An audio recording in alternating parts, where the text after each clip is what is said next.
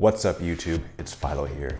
Today I'm going to tell you the story of how and why I got the GameCube on the day it came out. This is the second video in a series about video game stories, so if you haven't seen my first video about Mario Party, I encourage you to check that one out. November 18th, 2001 was a great day in gaming. My birthday was near the end of November and I wanted the GameCube. I remember early November 18th, 2001 telling my parents we need to find this GameCube. I was really concerned. The Nintendo GameCube is going to be a huge system and I want to make sure that I get one on launch day.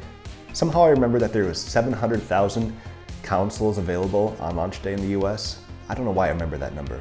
Anyways, November 18th, we get to Toys R Us in the morning and I'm like, I sure hope they have some GameCubes left.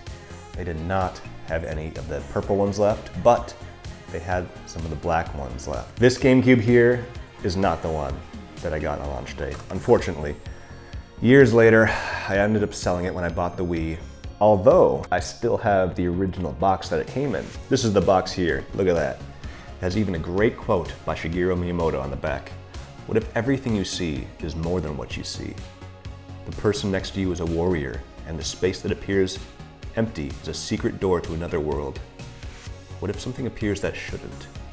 You either dismiss it, or you accept that there is much more to the world than you think. Perhaps it really is a doorway, and if you choose to go inside, you'll find many unexpected things. I was so happy just to get a GameCube. I remember asking as well, is this Xbox thing selling out? And they're like, oh yeah, that sold out right away. I thought, that's weird that the Xbox would sell out so quickly, but they still have GameCubes available. It's as if the Xbox is going to sell more than the GameCube. But I thought, that's ridiculous. It's Nintendo and Microsoft. Nobody's gonna care about that thing.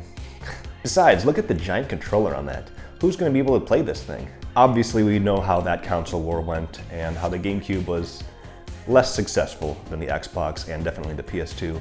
But it didn't matter to me. With my group of friends, most of us ended up having a GameCube. On that launch day, I ended up with two games, Luigi's Mansion and Rogue Squadron 2.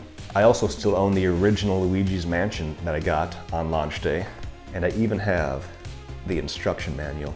Even though the GameCube was maybe not as successful as the Xbox or the PS2, I still think it's a great system and there are some really great games on there. The first two Metroid Prime games are great, Luigi's Mansion as I mentioned. I like Mario Sunshine even though a lot of people say it has some bugs, but it's still a fun game. And of course, I ended up playing Mario Party 4 and 5. But by that point, I was a teenager, so it was time to move on to more mature games. In my next video, I'm going to talk about a specific GameCube game that caused a rift between a couple friends and I, but I'll save that for next time. What are some of your favorite GameCube games? Did you get one when it first came out, or did you play it later? Let me know in the comment section below. And if you want to see more content like this, please make sure to like this video and subscribe if you haven't already. That's all for today. Stay tuned for next time when I talk about a very specific GameCube game.